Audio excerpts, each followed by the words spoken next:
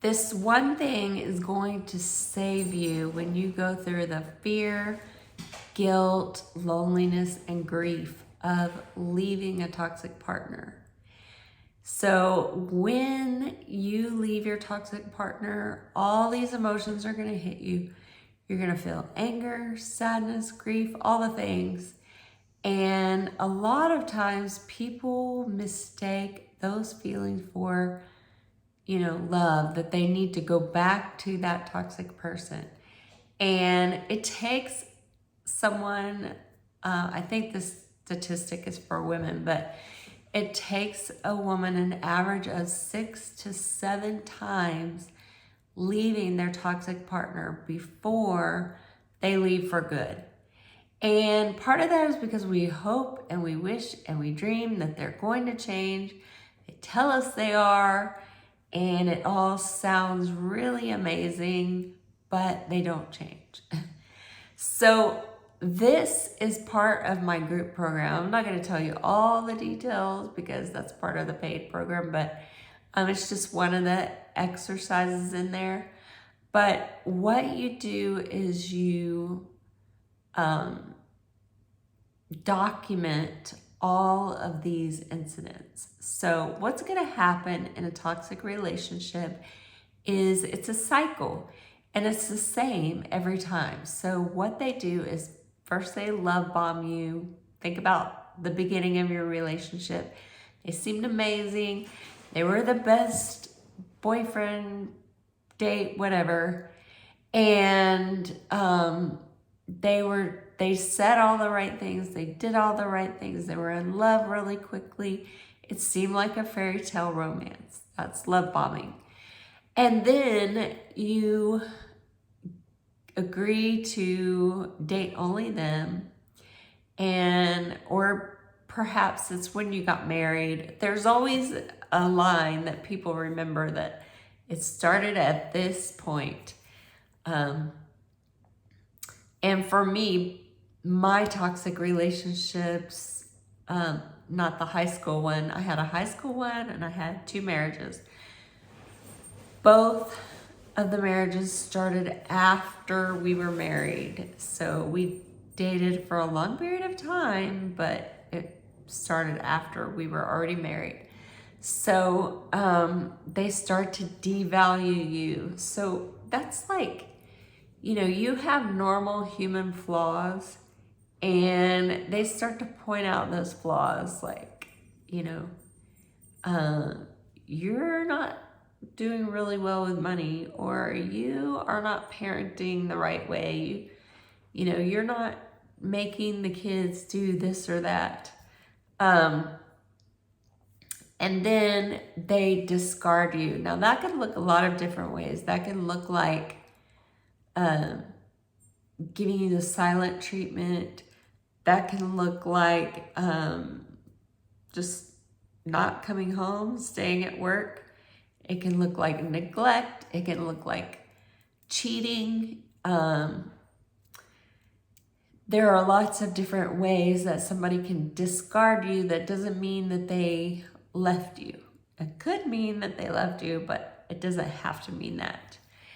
And then it starts all over again. They hoover you back in. That's like they suck you back in. So that can look like apologies, promises to do better, buying you gifts, promising to take you on a vacation, talks of buying a house, talks of having a baby, just, whatever the thing is that will get you roped back in.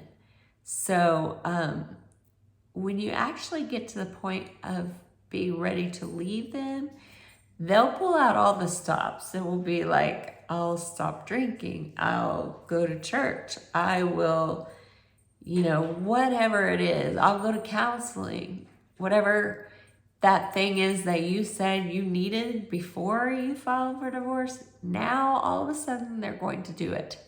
So what helps is to document all of these incidents when they start to devalue you and discard you. So it could be anything that makes you feel like what you are doing is wrong, or makes you feel shame, or makes you feel hurt. Anything, any incident that makes you feel upset, write it on this list. Because what will happen is you will realize how much you are putting up with over time. Now, when I did this list, I put it in the Evernote app because I like that app because it's password protected, and not a lot of people know what Evernote is. So, when you have that app on your phone, nobody will really look at that probably, in case you have somebody that looks at your phone and your computer. Evernote is pretty private, and you can hide the note so that, nobody knows what it's called or where it is. You can do this on your computer or your email, whatever, but I like the Evernote app. And document with a date. So I put the new incidents on top of the old ones. That way I didn't have to scroll all the way down to the bottom to get to the, where I could write the new incident. I could just go to the top. So you can imagine I didn't always scroll down, but one day I thought,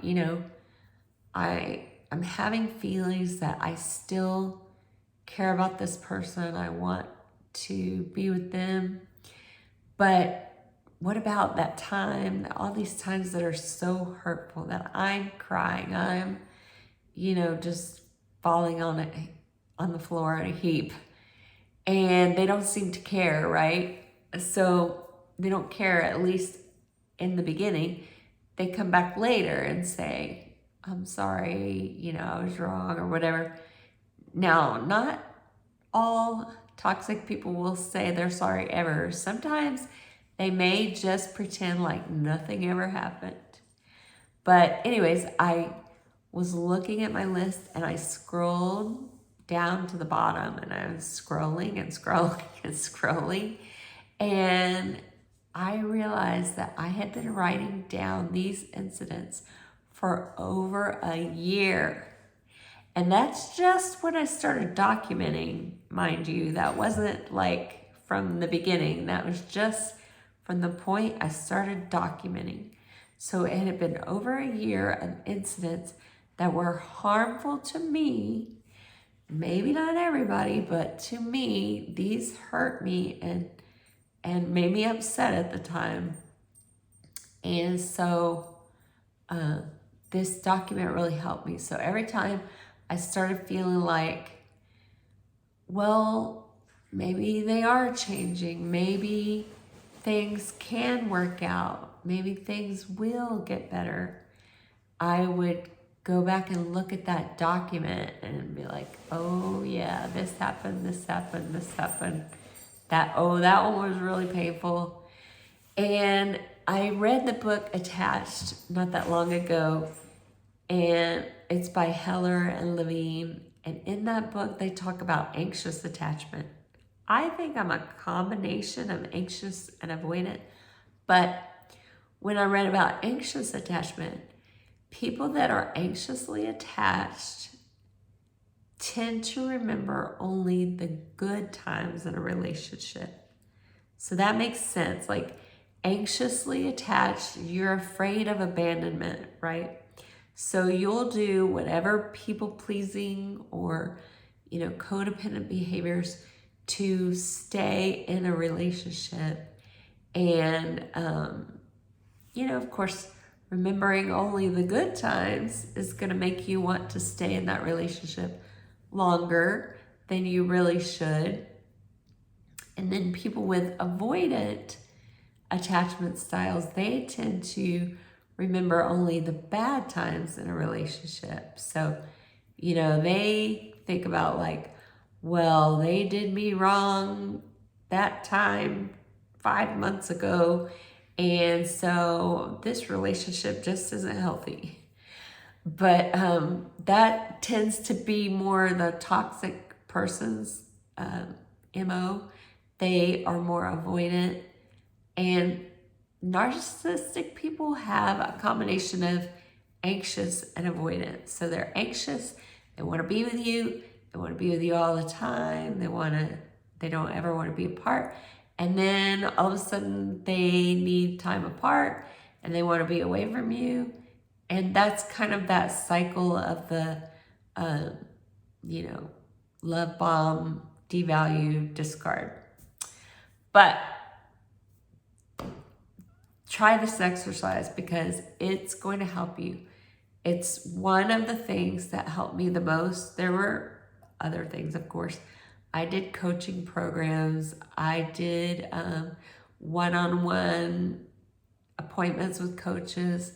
I did therapy and read every book, listened to every podcast, watched every YouTube video I could find. I'm like, I'm going to drill this in my head until I have the strength to end my toxic relationships, all of them. I had several.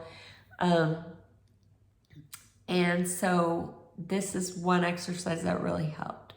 And I recommend you do those other things too. I have a group I have a group coaching program. I also have one-on-one coaching if that's something you're looking for.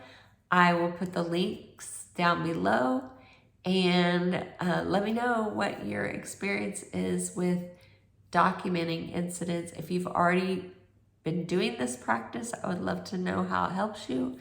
And if you haven't started yet, let me know, if you're planning to try this, and come back and tell us your results. Thanks for joining today, and I will talk to you soon. Bye.